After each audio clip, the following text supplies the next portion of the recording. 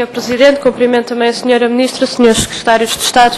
A primeira questão que queríamos colocar tinha a ver com a renda apoiada. Infelizmente, o tempo que passou veio a dar razão ao PCP. Quando da discussão da alteração do regime da renda apoiada na Assembleia da República, o PCP alertou para o facto de a não promoção da alteração da legislação na Assembleia da República iria adiar todo o processo e iria levar a que as pessoas continuassem a ter os aumentos das suas rendas com muitas dificuldades para o seu pagamento e aumentos que foram injustos e que não têm em conta esses mesmos rendimentos.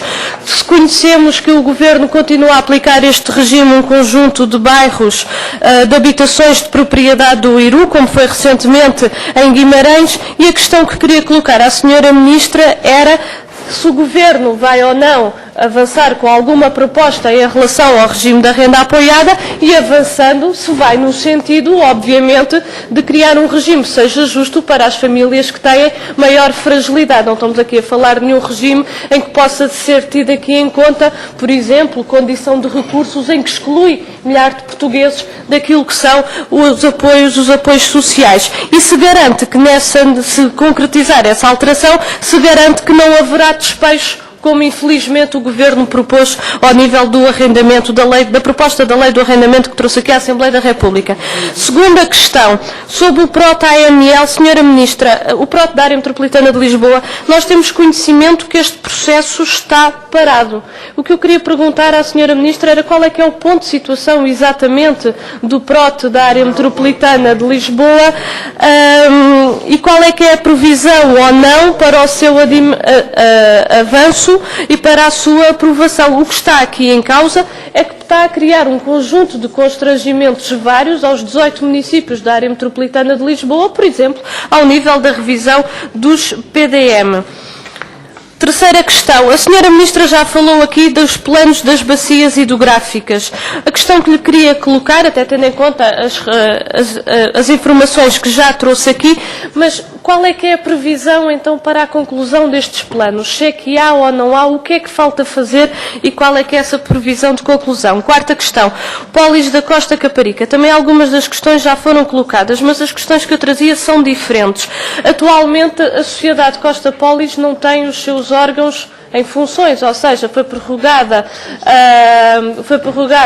a existência desta mesma entidade, mas falta a nomeação dos seus órgãos sociais, o que cria também constrangimentos para o desenvolvimento do próprio projeto. E a segunda questão que lhe queria colocar em relação a este projeto é, tendo em conta, a Sra. Ministra já falou aqui dos vários pólis, já falou aqui da Parque Expo, mas a verdade é que a Parque Expo tem responsabilidades concretas ao nível do desenvolvimento deste pólis, do pólis da Costa da Caparica.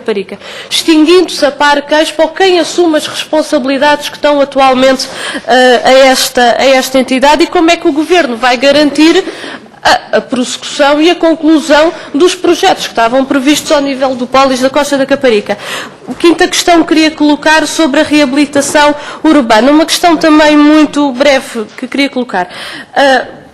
Há um conjunto de fundos imobiliários que estão alocados para a concretização da reabilitação urbana. Mas o que eu queria perguntar era, além destes fundos, existe mais alguma verba para a realização desta reabilitação? Ou seja, mais concretamente o IRU, que é quem tem, o organismo do Estado que tem esta responsabilidade, que verba é que está alocada para esta reabilitação? Ou a Sra. Ministra diz-nos que a única coisa que existe são somente fundos imobiliários e não há mais nenhuma verba prevista em relação a este objetivo e a esta matéria. Sobre o Arco Ribeirinho Sul, tivemos conhecimento da publicação do decreto-lei que extingue a Sociedade do Arco Ribeirinho Sul. Como é que o Governo garante a concretização do projeto? Esta é a questão concreta que queria colocar, porque o Governo assume que o projeto é para continuar, assume que é uma questão importante, até do ponto de vista do desenvolvimento económico e do ponto de vista ambiental, mas como é que o Governo garante e que medidas é que vai tomar para a sua concretização no terreno?